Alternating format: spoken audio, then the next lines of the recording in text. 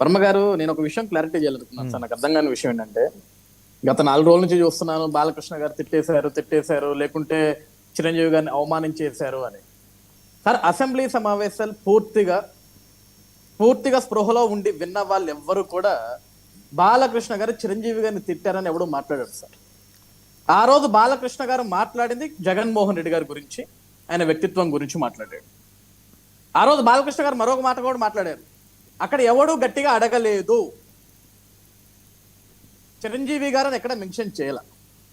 కానీ వైఎస్ఆర్సీపీ పార్టీకి సంబంధించిన వ్యక్తులు మొత్తం బయటకు వచ్చి బాలకృష్ణ గారు చిరంజీవి గారిని పట్టుకుని వాడు వీడు అని మాట్లాడారని ప్రతి ఒక్కళ్ళు కూడా ఇదే భాష. జగన్ని తిట్టింది పక్కకి వెళ్ళిపోయింది, జగన్ సైకో అన్నది పక్కకి వెళ్ళిపోయింది.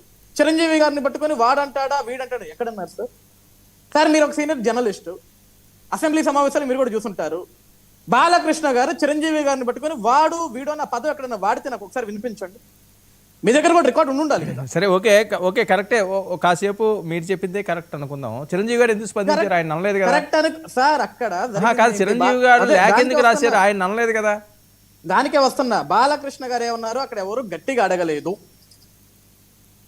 గట్టిగా అడిగితే ఆయన ఇచ్చి జగన్మోహన్ రెడ్డి కిందకి దిగి రాలేదు.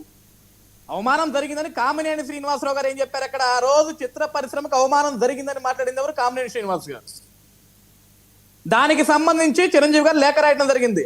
అక్కడ అవమానించడం ఏం లేదంటే, నేను సామాన్యులు అయినా సరే, ముఖ్యమంత్రి అయినా సరే, నేను అదే పద్ధతిగా మాట్లాడతాను అని. సార్, ఇక్కడ ఆ రోజు కూడా చిరంజీవి గారు కానీ, ప్రభాస్ గారు కానీ, రాజమౌళి గారు కానీ, త్రివిక్రమ్ గారు కానీ అందరూ వెళ్ళారు సార్ జగన్మోహన్ రెడ్డి గారి ఇంటికి. ఆ రోజు ఇదే అభిమానులందరికీ కాలింది. జగన్ గేటు బయట వీళ్ళందరినీ దింపి లోపలికి తీసుకెళ్తాడా? 1-to-1 డిస్కషన్ జరిగేటప్పుడు కోట్లాది మంది గుండెల్లో అభిమానాన్ని సంపాదించుకున్న వ్యక్తి 2 చేతులు జోడించి ముఖ్యమంత్రిని అడగాల? వాస్తవానికి అడగాల్సిన అవసరం కూడా లేదు సార్. జగన్ చేయాల్సిన పని, ఒక ముఖ్యమంత్రిగా బాధ్యత ఉంది. ఆ రోజు చిరంజీవి గారు అడిగారు, ఒక తల్లి స్థానంలో ఉన్నారు మీరు, చిత్రసీమకు అన్యాయం జరగకూడదు, న్యాయం చేయండి అని. అది 1-to-1 మీట్ సార్. అభిమానులకి మాకు తగలదా? గుండె పగలదా? మా ఇంత చిన్నప్పటి నుంచి చూస్తున్నాం సార్ చిరంజీవి గారిని. మేము ఒక అభిమానిగా ఉన్నాం సార్. మేము ఒక ముఖ్యమంత్రి ముందు కూర్చొని 2 చేతులు జోడించుకుని వేడుకోవాలా సార్? సార్, ఇదే చిరంజీవి గారు రాజశేఖర రెడ్డి గారిని చూశారు, కిరణ్ కుమార్ రెడ్డి గారిని చూశారు, చంద్రబాబు నాయుడు గారిని చూశారు. ఏ రోజన్నా సరే సార్ మా కోసం ఇది జరగాలి, ఇది చేయని చేతులు జోడించి అడిగారా సార్? ఇదే చిరంజీవి గారిని 1-to-1 మీటింగ్ జగన్మోహన్ రెడ్డి గారు ఇంటికి పిలిచారు సార్ భోజనానికి. ఆ రోజు 1-to-1 మీటింగ్ లో ఏం మాట్లాడుకున్నారన్న విషయం కనీసం బయటకు వచ్చిందా సార్? మరి ఎందుకు సార్ ఈ ఒక్క వీడియోనే, ఆ రోజు ఈ ఒక్క క్లిప్ ఎందుకు బయట పెట్టారు సార్? బాలకృష్ణ గారికి నా వేదన కూడా అదే. అంతటి స్థాయి వ్యక్తులు అక్కడికి వెళ్ళి నించోని అతని చేతులు జోడించి వేడుకోవాలా? ఇది సార్ జరిగిన వాస్తవం. వాడు వీడని చిరంజీవి గారిని ఉద్దేశించి ఎక్కడ మాట్లాడాల సార్? ఈ రోజు మీరు అందరూ మాట్లాడుతున్నారు.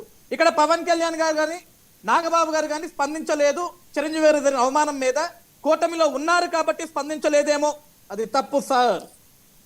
ఎందుకంటే చిరంజీవి గారిని ఎక్కడ బాలకృష్ణ గారు అవమానించలేదన్న సంగతి అందరికీ తెలుసు. ఇది కేవలం ఒక విషపూర్వక రాజకీయం చేశారు.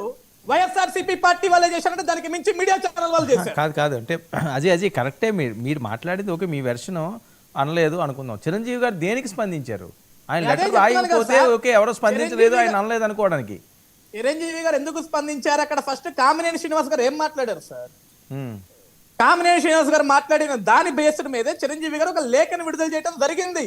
అందులో కూడా ఎక్కడ కూడా బాలకృష్ణ గారు ఇలా నన్ను అన్నారు అని చెప్పేసి చిరంజీవి గారు ఎక్కడ మాట్లాడారు? ఎందుకు? వీరసింహారెడ్డి సినిమా గురించి మీకు బెనిఫిట్ అయింది, నా వాల్తేరు వీరకి కూడా బెనిఫిట్ అయిందని ప్రస్తావించారు కదా. ఇక్కడ సినిమాలకు బెనిఫిట్ అయిందని సినిమాల గురించి మాట్లాడారు చిరంజీవి గారు. బాలకృష్ణ గారు నన్ను లోపల తిట్టాడని ఎక్కడ మాట్లాడారు? రాశారా? అరే అలా ఎవరో మాట్లాడతారా? పూర్తి లేఖలో ఉందా? అసెంబ్లీలో చేసినటువంటి వ్యాఖ్యలు క్లియర్ గా రాశారు కదా. అసెంబ్లీలో బాలకృష్ణ వ్యంగ్యంగా మాట్లాడినటువంటి వ్యాఖ్యల మీద నేను రెస్పాండ్ అవుతున్నాను అని చెప్పారు. జగన్మోహన్ రెడ్డి గారి గురించి. అరే ఆయన గురించి అయితే ఈయన లెటర్ రాస్తారండి. బాలకృష్ణ వ్యంగ్యంగా మాట్లాడారు కాబట్టి రెస్పాండ్ అవుతున్నానని చెప్పారు. సార్ వినండి. ఆ రోజు చిత్రసీమ నుంచి చెప్పేది వింటున్నాం. చదివారా? అది లెటర్ చదివారా? సార్ నేను మొత్తం చూశాను. లెటర్ లో ఉన్న సారాంశం నేను సింపుల్ గా చెప్పేస్తాను. ఇప్పుడు అది ఆర్గ్యూ కాదు. ఓకే, 4-5 రోజులు అయిపోయింది.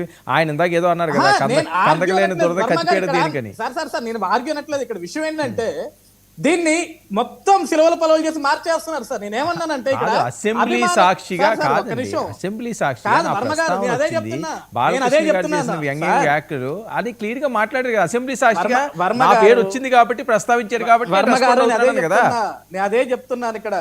అసెంబ్లీ సాక్షిగా బాలకృష్ణ గారు మాట్లాడారు. నా సినిమాకి లాభం జరిగింది, వీరసింహారెడ్డికి లాభం జరిగింది. Not only Veera Simha Reddy, not only బాలతీరు వీరే, చాలా సినిమాలకి ఆ రోజు లాభం జరిగింది. ఆ రోజు సినీ పెద్దగా వెళ్ళింది చిరంజీవి గారు. అక్కడ బాలకృష్ణ గారి ఉద్దేశం చిరంజీవి గారిని అవమానించాలని కాదు, చిరంజీవి లాంటి వ్యక్తి అక్కడికి వెళ్ళాడు అని. కానీ ఈ రోజు చిరంజీవి గారు లేఖ రాయడానికి ఒక ఉద్దేశం సరే, ఏంటంటే okay he is not okay in politics. Okay సరే, ఇప్పుడు He is ఏంటి not in కబడ్దార్ politics. కాదు, బాలకృష్ణ గారి మీద కేసులు ఎందుకు పెట్టడానికి చిరంజీవి ఫ్యాన్స్ వెళ్ళారు?